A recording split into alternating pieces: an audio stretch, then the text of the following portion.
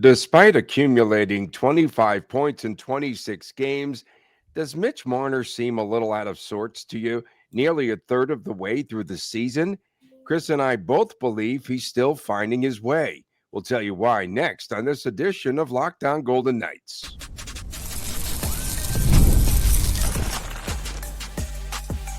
You're Locked On Golden Knights, your daily podcast on the Vegas Golden Knights, part of the Locked On Podcast Network, your team every day.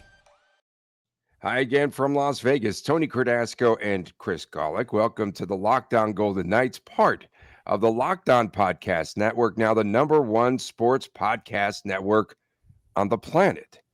I'm a longtime sportscaster, a marketing consultant, and the host of the Believe in Vegas podcast. And Chris, the owner of Silver State Cards and Sports, and also the host of the Hockey News Collectibles show starring the one and only Chris Gawlik.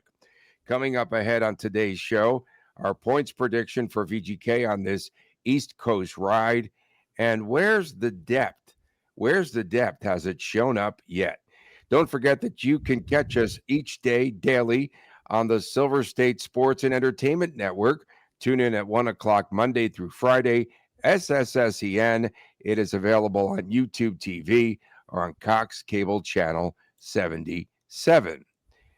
In so many ways, Chris, Mitch Marner does not look comfortable with the Golden Knights, yet he's still on pace to have a solid season, has 25 points, and there's still a ton of hockey left to play. Where does he look comfortable? Well, piloting the power play, yes, for sure. I believe that he can display all of his natural talents there. He seems very comfortable. He also seemed to be comfortable, in my opinion, on the top line with Jack Eichel, another superstar. Marner, in my opinion, does not look comfortable when he's playing on the second line with Howden and Stone. And I'll tell you why. He's playing out of position on the left wing, and he's a right-handed shot. Does Mitch look uncomfortable to you at this juncture?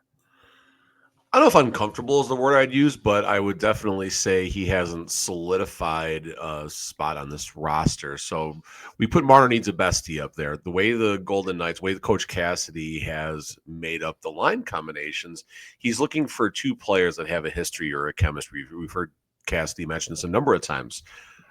It used to be Eichel and Mark Stone. Now you can argue Bowman took that role, and Eichel and Barbashev have also developed their chemistry. Now, Brett Howden and Mark Stone have a long history of chemistry going back to the Brett Howden line of the 22-23 Stanley Cup run for the Golden Knights. After that, you look at this roster, you kind of think Hertl and Dorofeyev maybe are trying to get that. Mark Stone, anybody you would think would develop that level of chemistry. But I am with you, Tony, in the sense that, yeah, listen, Marner, you said his stat line, 27 points, 25 games, I believe.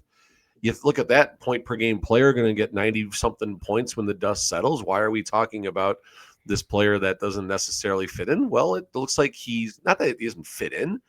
It just he's not entirely settled in yet. And for a player of Mitch Marner's talent level, I think it should have happened by now, somewhere in this lineup. You do. I still say he's got a lot of growth to go. And do you like the line, the Brett Howden line that he's on now? Or did you like the line with Tomas Hertl and Pavel Dorofeyev alongside of Marner? Hertl and Dorofeyev seems to have a little more just on paper. I think I like that a little bit better. So interesting stats here. So Marner last year with the Leafs, 47 primary assists. So 75 total assists, 47 were primary assists on the goals. This year with the Vegas Golden Knights, Mitch Marner has 12 primary assists of his 20 goals. So more of his assists are the primary assists, which certainly like to see that for obvious reasons. But back to your question here, back to the specific lines. The previous one was Hertl and Dorofeyev, which meant Dorofeyev was on the other wing and Mitch was on his natural spot. Yeah, I think I like that line a little bit better on paper. Starting with Tomas Hertl, whereas his expected goals are 14.5, which simply means he's getting around the net and he's scoring goals. He has 11 goals, so he's right around his X goals. Dorofeyev, although he's slowed down a little bit, Dorofeyev also has 11 goals this season. His expected goals, Dorofeyev, where are they? His expected goals are 11.3, so they're right on that number. So, yeah, you put Mitch Marner feeding those two guys who can score, who can finish. That seems to make more sense than it does for Howden and Stone. Yeah, and that natural position, of course, is on the right side. He's a righty. How difficult is it for a winger to move over to another side when he's a natural right side player?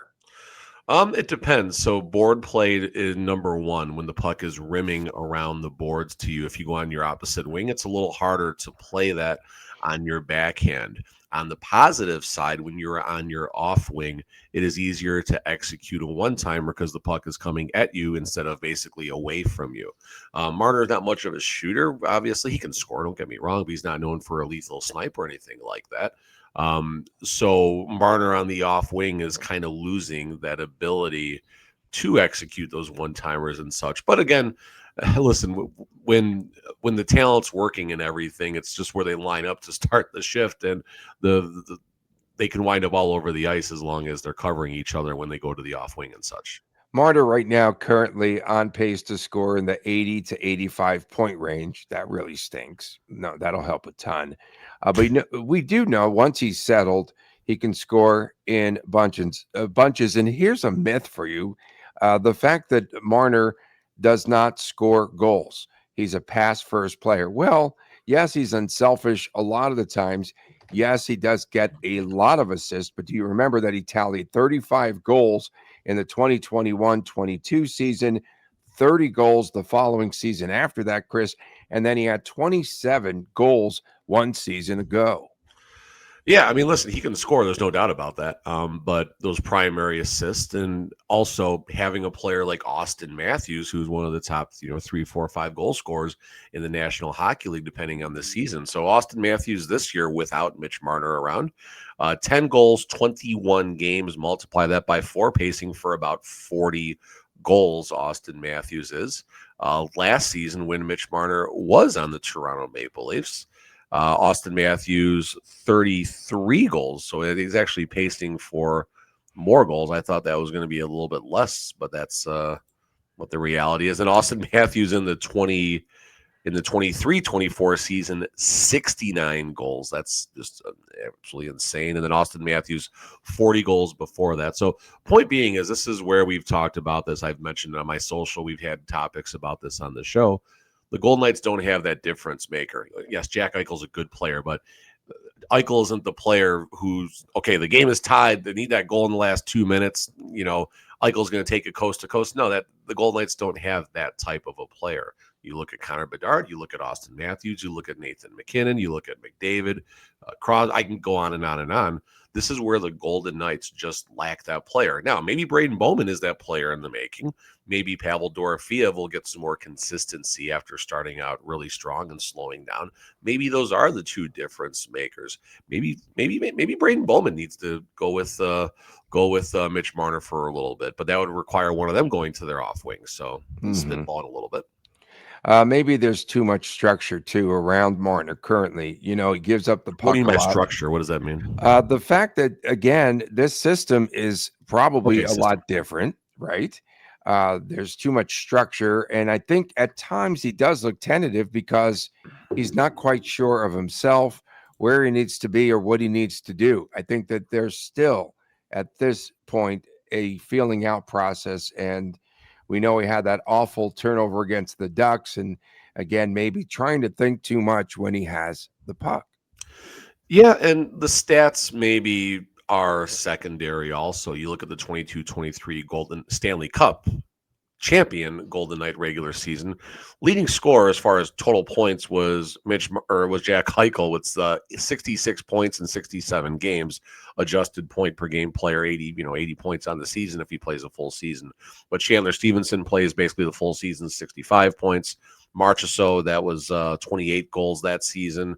So on. Riley Smith in 78 games, 56 points. God, we miss that right now. So yeah, I mean, you might not see as many points out of Marner, but you still need that player to finish. You need that lethal finisher. And again, I'm not saying bring back Jonathan Marchessault, but the player. Marchessault was always that player with the Golden Knights. Who's going to be the difference? Who's going to score that goal? It's Marchessault, and Marner needs to be paired with whoever that version of that player is, or again, an Austin Matthews type. Well, I still feel that you feel the presence of Mitch Marner, and I think again he's still going to grow and put him back on the right wing at some point. Next, coming up, our point total prediction for VGK ahead of this East Coast swing. How many points will they collect here on the East Coast? We'll talk about it next right here on Locked On Golden Knights. When I'm hydrated, everything just works better. My focus, energy, mood, and even my skin.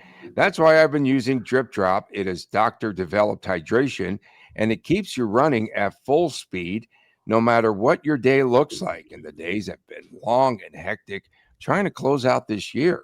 And Drip Drop isn't your average sports drink. It delivers 3 times the electrolytes and half of the sugar of the leading brands, using a scientifically backed formula that is trusted by medical professionals, by firefighters, and over 90% of the top college and pro teams.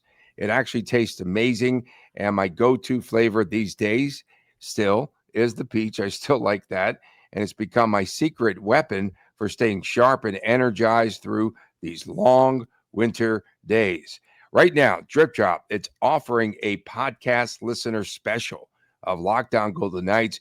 You'll get 20% off of your first order. Go to dripdrop.com and use the promo code LOCKEDONNHL. Welcome back on this edition of Locked On Golden Knights. We've got stickers. And so the way that you could get, they're great on your computer, by the way. So something new here on WTF days, What the Friday. If we use one of your takes there, one of your comments, we'll send you a couple of these stickers. I think that's a great deal because they do look cool on, you'll be the first on your block. Like I remember they used to say that. Be the first on your block to have one of these Locked On. Are they firm for like bicycle spokes tires, or are those a little too flimsy? No, they're solid. Nice. These are solid as a rock. Nice. They're more solid than Shea Theodore stick. What's the flex on that? Go by his name. Does it say what the flex is on that? Like, look where his name is. There should be like a number like 65, 85, 105. Okay. Probably 95. 75, 48, 40, 95. 95 flex. Okay, that's typical for a defense. Is that good? You know what's missing? The knob. There's no knob. No, people take them out because they have too much weight, and they put tape over it instead. Mark Stone's got a big one, right? Knob. Oh, you're talking about the knob up top. Yeah. Very few players use that. Yeah, most players use very little tape out there. Who does? Who has the biggest one though? Now, Mark Stone's got the knob. Yeah, he does. It's the only one, right? Yeah. We appreciate everyone tuning in, especially our everydayers. Thank you so much. I know that came out a little weird. Thank you so much for making us your first listen. And please make sure to subscribe to our Locked On Golden Knights YouTube channel. The Golden Knights are heading out on the road. It is a 5-game roadie. They'll be playing every other day. VGK will set up the show there and set up shop, I should say, in New York City. Midtown, they'll be in Manhattan. They'll bus over to the Rock on Friday night. They'll play at the Rangers on Sunday, and then they visit the Islanders after that. They stay in one place the entire road. That's trip. Pretty much or when they go to Philly, where they would like somewhere between Philly and okay. Okay, so they stay in Midtown Manhattan for the 3 New York games. So I grew up in Newark. It's 19 miles away.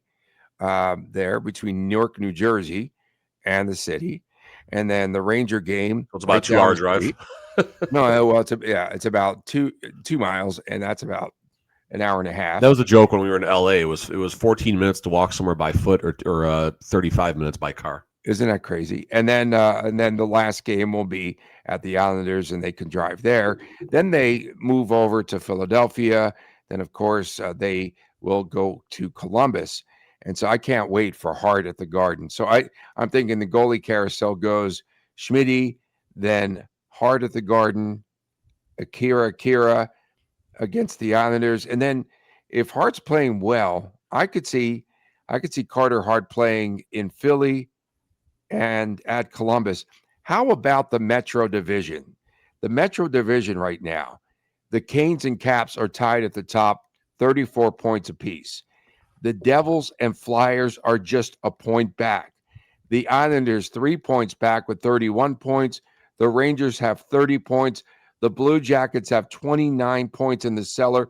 Only 5 points separating the top of the top to the cellar, to the basement in that division.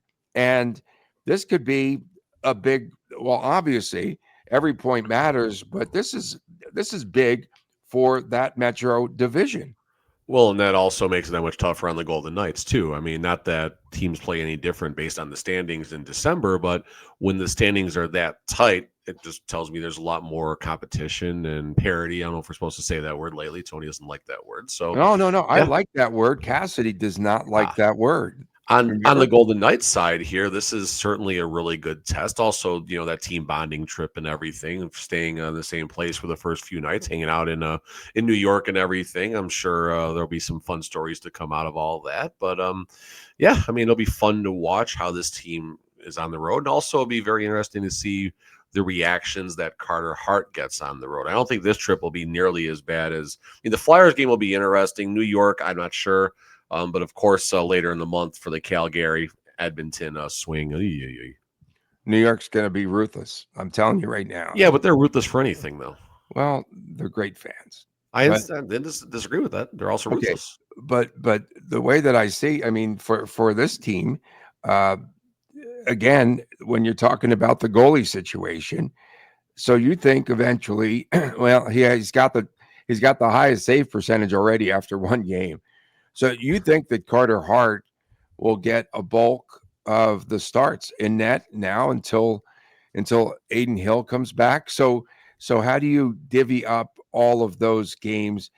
They've got 5 games on the road, but you're saying for sure you have to go with Schmitty in Newark, and then Hart at the Garden. And then what if Hart gets the hot hand? Will they play him more games? It's every other day. You have time to recover, what have you. You can do this a couple different ways. Again, I do think there's a chance that Schmid likely goes against the Devils' former team and everything. They also might just want to keep Hart going. But if they go with Schmid the first game, I think they likely go with Schmid against the Devils and the Islanders, leaving the Rangers, Flyers, and Blue Jackets for Carter Hart. But the more interesting thing is after that. 2, 5, there's 7 games in the last 19 calendar days of the year. I could see a path where, besides the back-to-back Calgary-Edmonton, I could see a path where Carter Hart gets all those games besides the back-to-back. Right. Yeah. And we know what they do with VGK, and once a goalie's got that hot hand, they'll just keep riding him. Well, and Hart needs reps. He needs reps. Yes. And I wonder how he felt after that last game physically, because that was a grueling game that he had to play, and goes into the shootout in his first appearance back. It was grueling, I thought. No, it was good, but I liked watching his mannerism. I liked watching how he was locked in. He was ready for this moment. I feel that the total points on this road trip is somewhere around 6 points. So I'm not sure if I want to go 6 and a hook or 5 and a hook. Again, 5 games, and I'm thinking that VGK loses the first 2 games. This is just me being honest, and they could win the last 3 games. They could win them all. Don't beat anyone at home, Tony. Stop it. Who doesn't? Rangers. They're starting to play better. Well, 5.5 or 6.5. What do you think? What's your point? I'll go 5.5. I think it lands on 6, but 5.5 would be the number. I think it's that's so funny. I'm going lost Devils, win Rangers. 1 point Islanders, 2 points Flyers, 1 point Blue Jackets. That's kind of how I'm seeing it. Successful road trip, definitely. I think at the tail end, I definitely am feeling that there's no carryover. There's no Blue Jackets. No, Blue Jackets is a trap game, Tony. That's the trap game. Okay. There's no such thing as momentum, but I definitely believe, and I said it on the show, I did believe that winning those last 2 games at home, definitely helps them as they go out on the road. They figured out some things, I believe. I mean, listen, And it was also the Blackhawks and the Sharks, so let's temper expectations too. correct. Coming up next, where is the depth? Chris says on paper, VGK has depth. They are very deep, but in reality, only 2 lines are doing a bulk of the scoring. We'll get more of his take next, right here on Lockdown Golden Knights. NFL Sundays move fast, one big play, and suddenly everything feels different. That's what makes live betting on FanDuel so exciting. You're not just watching the game, you're reacting in real time, and it is so much fun. Live betting is the best when the game starts to shift, receiver gets the hot hand, a defense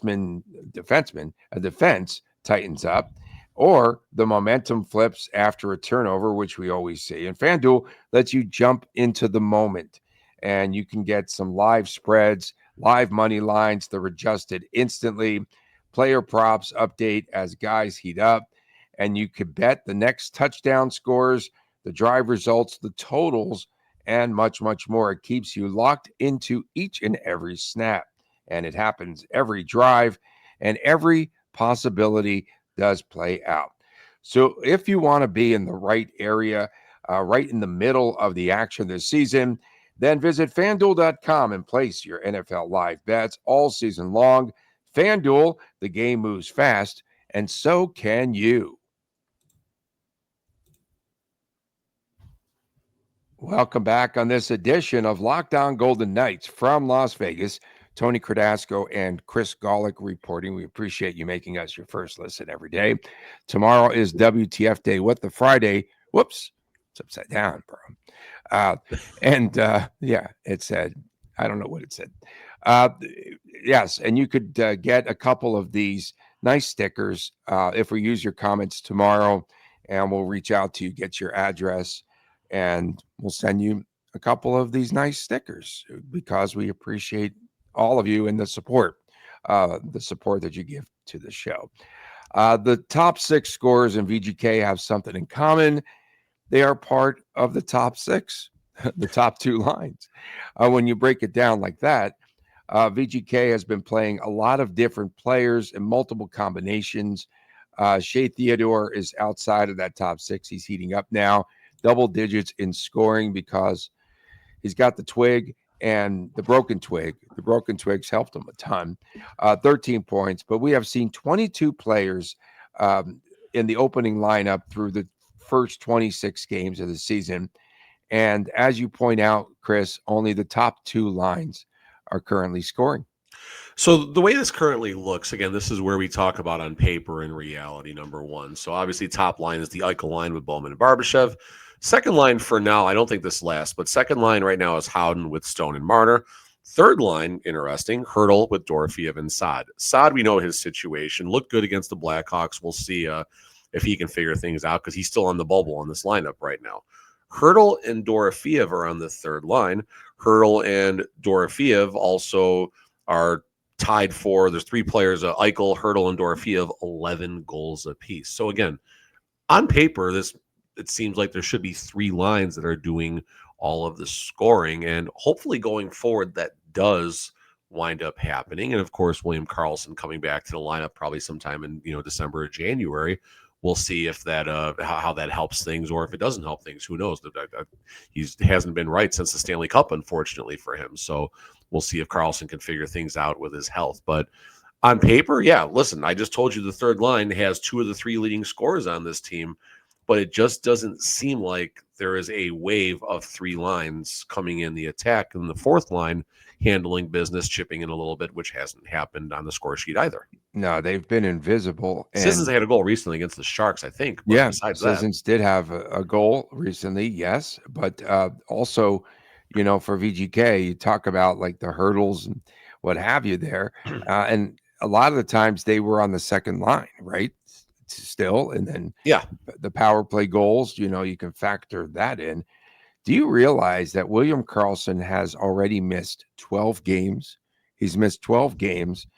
Last I saw, he was hanging up Christmas lights around the house. And I do. I wonder what's up with him A buddy and of mine where got a picture with him on a at Halloween night of Sprouts. all things. At Sprouts. Where? Halloween night trick or treating. Trick or treating. Yeah. I mean, he's doing all fam stuff. I see that on the Wagyu He's a part timer. Instagram. Yeah, but where does he fit in when he returns? That's a I big mean, question. I've been banging the drum for William Karlsson to be on that line, With on a Marner? line with Mitch Marner, and then who's ever on the left wing. It doesn't matter. But because again, William Karlsson does have that finisher's touch. We've seen him, pot a 40-goal season before, and he's had some other really, I think he had a 30-30 year too, if I'm not mistaken. So Karlsson does have the ability to be a good benefactor if you're a beneficiary of Mitch Marner and all those primary assists that he used to have back in the days with Austin Matthews and everything. Looking at where things are, I mean, I think Brett Howden, there's no choice but Brett Howden to go back down to that fourth line, or you bump Brandon Saad out of that third line, you put Brett Howden on the wing with Hertl and Dorofeyev, see how that shakes out. But Karlsson definitely is inserted probably somewhere in that second or third line, no doubt about that. The bigger question is, does a player like Cole Reinhardt get bumped out of this line, or Keegan Colasar, assuming this roster is at full health? When does Riley Smith draw back in? Big question, right? Because if they like the way Saad's playing and he's just pretty hard on the puck, where do you put a Riley Smith? Well, number one, I'm curious how Riley Smith looks in his return. I'll say it again. Brandon Saad, I believe, had 3 high danger chances that he generated all alone by just being a nice Horace Grant power forward. There you go again. He runs nice Horace Grant power forward. Let's give him the goggles, and we'll be all good to go there. So if Saad can keep himself in this lineup, what do we see when Riley Smith comes back? And Smith is not a fourth line left wing player, although I think I'll still take Riley Smith in that fourth line left wing role over Cole Reinhardt, who's kind of just a guy at this point thumping around a little bit. So I want to see how Riley Smith responds. I mean, listen, Riley Smith is happy. I'm sure Riley Smith would rather be a fringe player in Vegas versus being anywhere else in the country. And that's why he signed, for probably less than market value, although that $2 million price tag for a healthy scratch is now maybe slightly over market value. But I think Smith will figure it out. We just talked about him having 50 plus points just 2-3 short seasons ago. Yeah, and those people that he kicked out of his house, they're awfully mad. They said, we could have stayed here. Not many call-ups in a multi-million-dollar estate these days, Tony. Not many call-ups have played, right? When you look at the depth of this team, they are calling up players, but they're not getting ice time. Yeah, just Bowman, obviously. Yeah, just Bowman. Magna's been just the seventh defender, right? Yeah. Another defender. We'll see if he goes on the road. I have a feeling he might be playing here pretty soon. We appreciate everyone tuning in, especially our everydayers. WTF Day is tomorrow. From a man, Chris Gawlik, I am Tony Cardasco from Las Vegas. See you tomorrow right here on Locked On Golden Knights.